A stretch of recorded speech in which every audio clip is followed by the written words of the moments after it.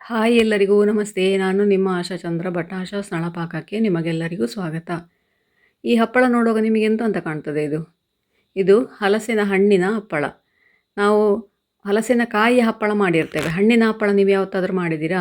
ಈಗ ಖಂಡಿತ ಮಾಡಿ. ಈಗ ಎಲ್ಲ ಕಡೆ ಹಲಸಿನ ಹಣ್ಣು ಕೂಡ ಉಂಟು. ಮಳೆಯ ಜೊತೆಗೆ ಸ್ವಲ್ಪ ಬಿಸಿಲು ಕೂಡ ಇರ್ತದೆ. ಹಾಗೆ ಬಿಸಿಲಲ್ಲಿ ಆರಾಮವಾಗಿ ನೀವು ಒಣಗಿಸಿಕೊಳ್ಬೋದು. ಇದನ್ನು ಮಾಡಲಿಕ್ಕೆ ನಿಮಗೆ ಹೆಚ್ಚಿಗೆ ಎಂತ ಸಹ ಬೇಡ. ಹೆಚ್ಚಿಗೆ ಅಲ್ಲ, ಎಂತ ಸಹ ಬೇಡ. ಹಲಸಿನ ಹಣ್ಣು ಮಾತ್ರ ಇದ್ದರೆ ಸಾಕು. ಹಲಸಿನ ಹಣ್ಣು ಸಿಹಿ ಇಲ್ಲ ಅಂತ ಆದರೆ ಇದಕ್ಕೆ ಬೆಲ್ಲ ಹಾಕ್ಕೊಳ್ಬೋದು. ನನಗೆ ಹಲಸಿನ ಹಣ್ಣೇ ಸಿಹಿ ಇತ್ತು, ಹಾಗಾಗಿ ನಾನು ಇದಕ್ಕೆ ಎಂತ ಕೂಡ ಹಾಕ್ಕೊಳ್ಳಿಲ್ಲ. ಈಗ ನೋಡಿ, ಒಂದು ಸ್ವಲ್ಪ ಹಲಸಿನ ಹಣ್ಣು ನಿಮಗೆ ತಿಂದು ಹೆಚ್ಚಾಗಿ ಒಂದು ಸ್ವಲ್ಪ ಹಲಸಿನ ಹಣ್ಣು ಉಳಿದಿರ್ತದೆ. ಅದನ್ನು ಎಂತ ಮಾಡೋದು ಅಂತ ತಲೆಬಿಸಿ. ಆವಾಗ ಆ ಉಳಿದ ಹಲಸಿನ ಹಣ್ಣನ್ನು ಕುಕ್ಕರ್ನ ಪಾತ್ರೆಗೆ ಹಾಕಿ ಅಡಿಯಲ್ಲಿ ನೀರು ಹಾಕಿ ಒಂದು 3-4 ಬಿಸಿಲು ಚೆನ್ನಾಗಿ ಕೂಗಿಸ್ಕೊಳ್ಳಿ. ಕೂಗಿಸೋ ಉದ್ದೇಶ ಅಂದರೆ ಮಳೆಗಾಲದಲ್ಲಿ ಈಗ ನಮಗೆ ಚೆನ್ನಾಗಿ ಬಿಸಿಲಿರುವುದಿಲ್ಲಲ್ಲ. ಬಿಸಿಲಿಲ್ಲದ ಕಾರಣ ಅದು ಒಂದು ದಿನ ಸ್ವಲ್ಪ ನೆರಳಲ್ಲಿ ಒಣಗಿದರೂ ಕೂಡ ಹಾಳಾಗೋದಿಲ್ಲ. ನಂತರ ನೋಡಿ, ಈ ಹದಕ್ಕೆ ಇರಬೇಕು ಹಿಟ್ಟು. ಇದನ್ನು ನುಣ್ಣಗೆ ರುಬ್ಬಿಕೊಂಡು ಈ ಥರ ತೆಳ್ಳಗೆ ಸೌಟಲ್ಲಿ ಒಂದು ಪ್ಲಾಸ್ಟಿಕ್ಕಿನ ಮೇಲೆ ಅಥವಾ ಬಾಳೆ ಎಲೆ ಮೇಲೆ ಕೂಡ ಆಗ್ತದೆ. ಇದು ತುಂಬ ತೆಳ್ಳಗೆ ಕೂಡ ಮಾಡಬೇಡಿ, ಆಮೇಲೆ ಎಬ್ಬಿಸಲಿಕ್ಕೆ ಕಷ್ಟ ಆಗ್ತದೆ. ತೆಳ್ಳಗೆ ನೋಡಿ, ನಾವು ದೋಸೆ ಎಷ್ಟು ತೆಳ್ಳಗೆ ಹುರಿತೇವೆ ಅಷ್ಟೇ ತೆಳ್ಳಗೆ ಹುಯ್ದರೆ ನಮ್ಮ ಹಲಸಿನ ಹಣ್ಣಿನ ಹಪ್ಪಳ ರೆಡಿ ಆಗ್ತದೆ.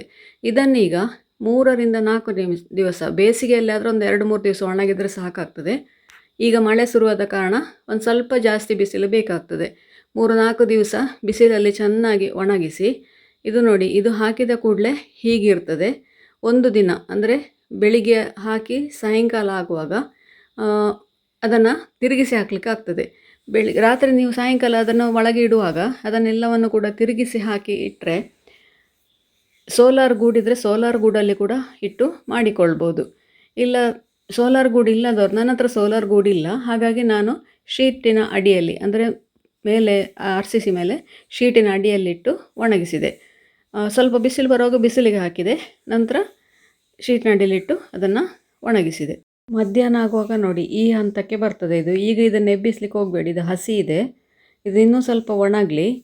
ನೋಡಿ, ಇದು ಮಾರನೇ ದಿನ ಬೆಳಿಗ್ಗೆ ನೋಡಿ ಅದನ್ನು ಒಂದು ಸೈಡಿಂದ ಎಬ್ಬಿಸಿ ಈ ಥರ ಎಲ್ಲವನ್ನು ಕೂಡ ಪುನಃ ತಿರುಗಿಸಿ ಎರಡೂ ಕಡೆ ತಿರುಗಿಸಿ 4-5 ದಿನ ಒಣಗಿಸಿದರೆ ನಮ್ಮ ಹಣ್ಣು ಹಪ್ಪಳ ರೆಡಿ ಆಗ್ತದೆ. ಇದಕ್ಕೆ ಹೆಚ್ಚಿನ ಖರ್ಚೆಂತ ಇಲ್ಲ.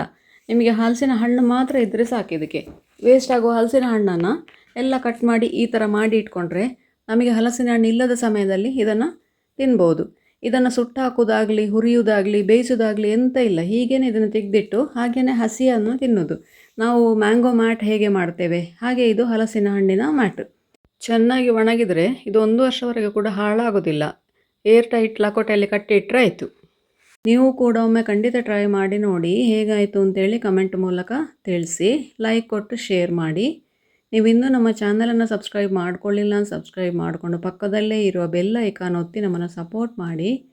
ಮುಂದಿನ ವಿಡಿಯೋದಲ್ಲಿ ಇನ್ನೊಂದು ಹೊಸ ಅಡಿಗೆಯೊಂದಿಗೆ, ಇನ್ನೊಂದು ಹೊಸ ರೆಸಿಪಿಯೊಂದಿಗೆ ಪುನಃ ನಿಮ್ಮನ್ನು ಭೇಟಿ ಆಗ್ತೇನೆ. ಧನ್ಯವಾದಗಳು.